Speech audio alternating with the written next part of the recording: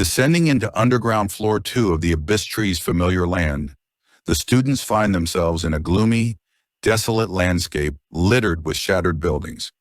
Trudging aimlessly through the ruined darkness, a battered group of surviving students presses on.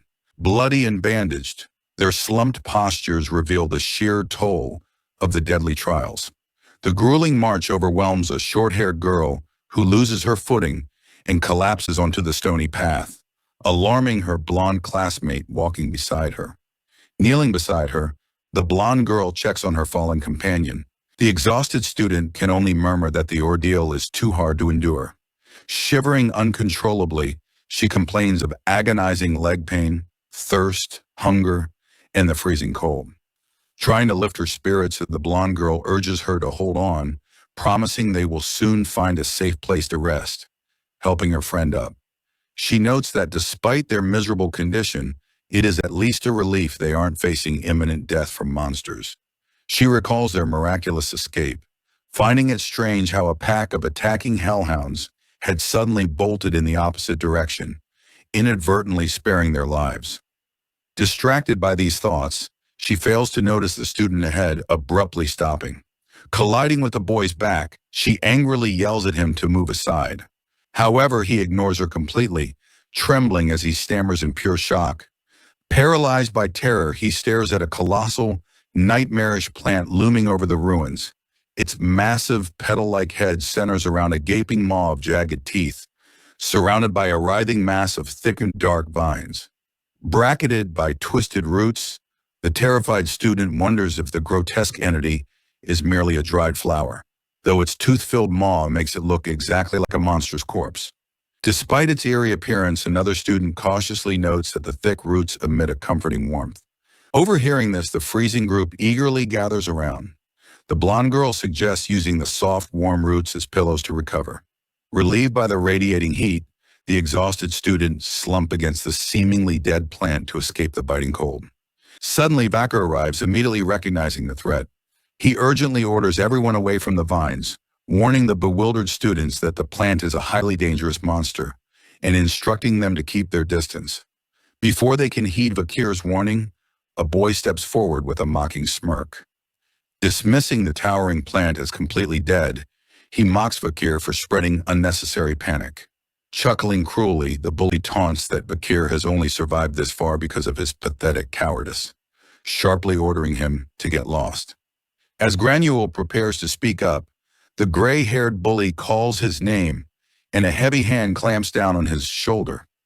Granui glares furiously at the gray-haired student and his companion, the same classmates who used him as bait to save themselves earlier.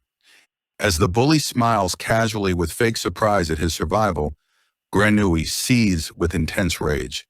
Spotting Granuil's clenched fist, the bullies mockingly note his temper, claiming they see him in a new light now that he is showing some spine.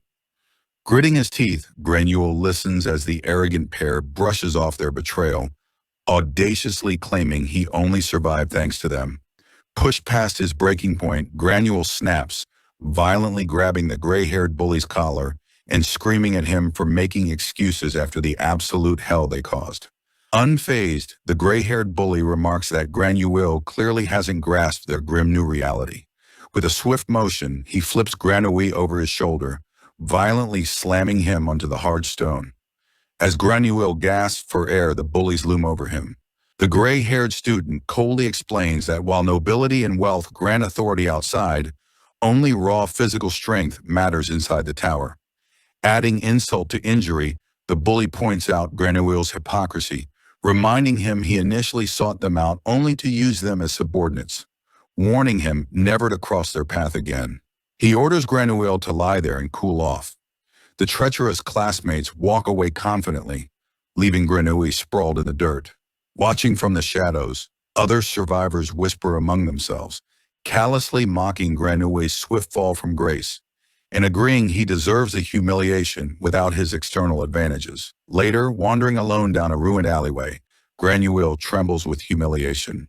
Gripping his injured arm, he mutters a vengeful vow, swearing to use his family's power to erase those bullies and their bloodlines the moment he escapes this hell.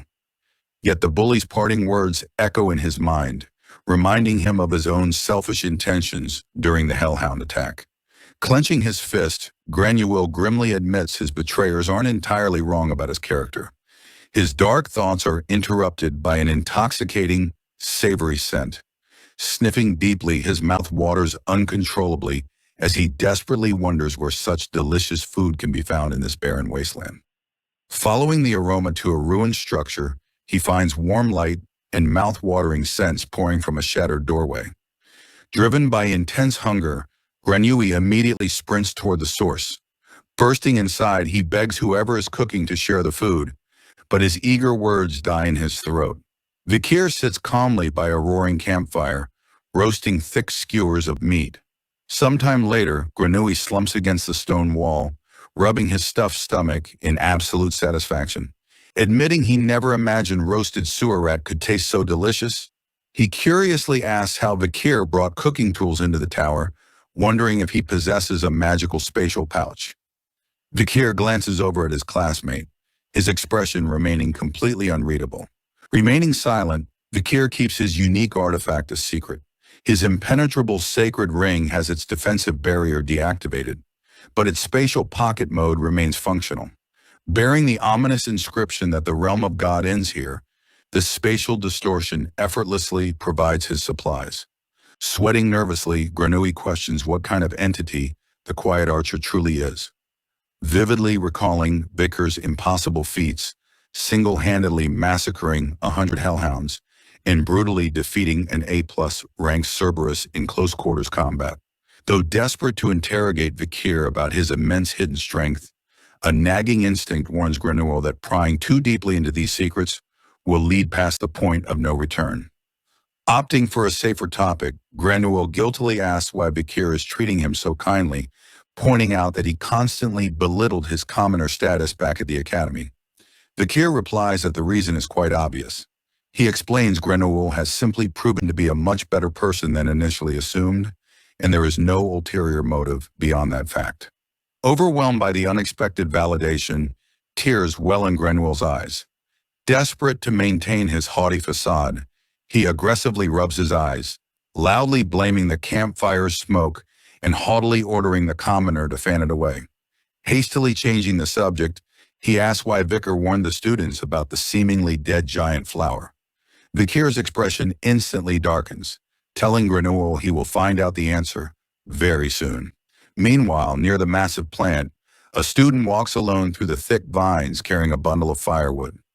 Navigating the tangled path, the student accidentally scrapes his arm, allowing a single drop of blood to fall directly onto the giant root's surface. The moment the blood makes contact, the supposedly dead root violently twitches. Absorbing the crimson droplet, the plant's veins instantly begin pulsing with an ominous, glowing red energy. Unaware of the deadly reaction, the student continues walking as the massive vines slither upward like giant tentacles.